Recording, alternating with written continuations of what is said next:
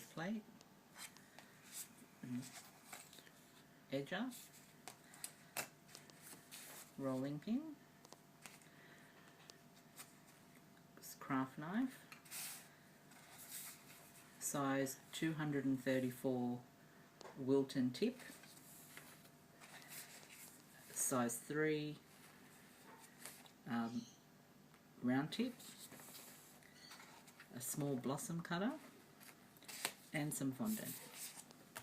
So first step is to roll out a piece big enough to cover this.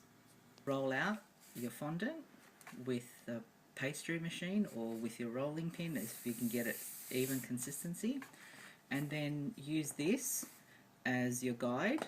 I just do a little light press because if you have to, you might not be able to get it evenly centered, like probably me. So then give it a really nice press in the center. If you find it sticking, use some corn flour and you get a little pattern. Okay, then use your craft knife to go approximately around. It doesn't have to be precise.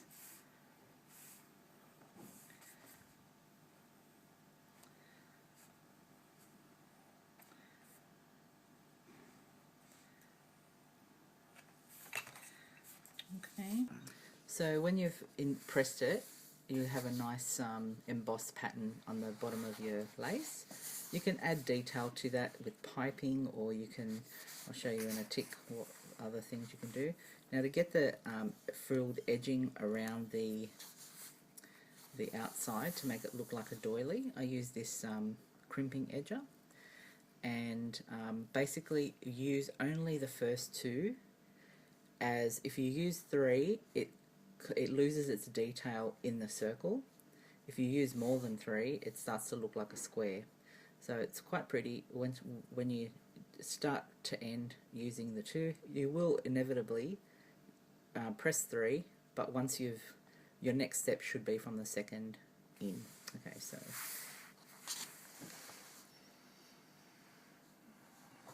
finding the edge. Okay, so we've got 1, 2, and then from here we press the second one in. 1, 2, and then the same here. 1, 2. See how it keeps its definition. 1, 2, until you've finished your whole circle. See here, I didn't push it quite to the edge enough. You can always fix that with a little bit of a dig out with a safety knife, with the craft knife. No safety here. Okay. So I've completed going around. You will find that because of the size of the plate and the crimper, it's never going to be exact science unless you can find the right size plate, which would probably be easier to just cover this little section here with a button or with a flower or anything that suits the design that you're doing. So the next step is to give the lacy detail on the outside, and I use the number 234 Wilton tip, which makes fur. I'm sure everyone's got one in their kit. I use that to make the indent of where I'm going to punch out the hole using my number 3 tip.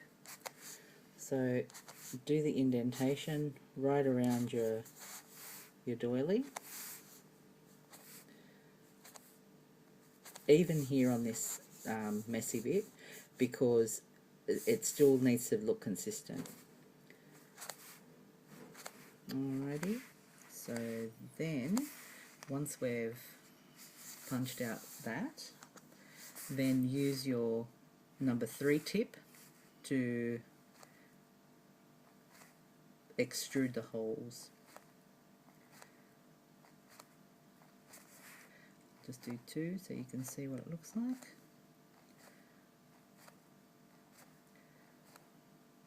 Remember, that's a guide. You won't be able to go all the way through without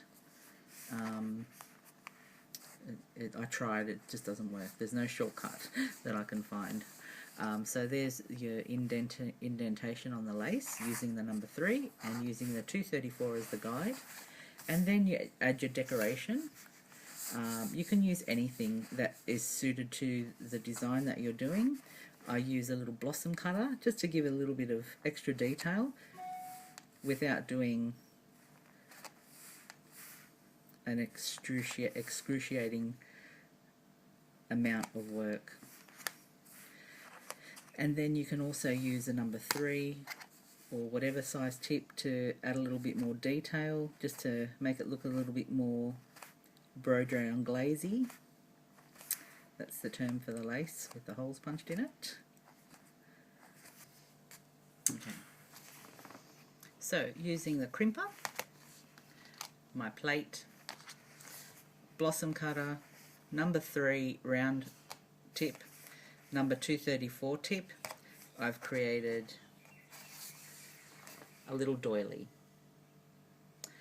Another thing you can do to hide that imperfection is cut it in half and place it on your cake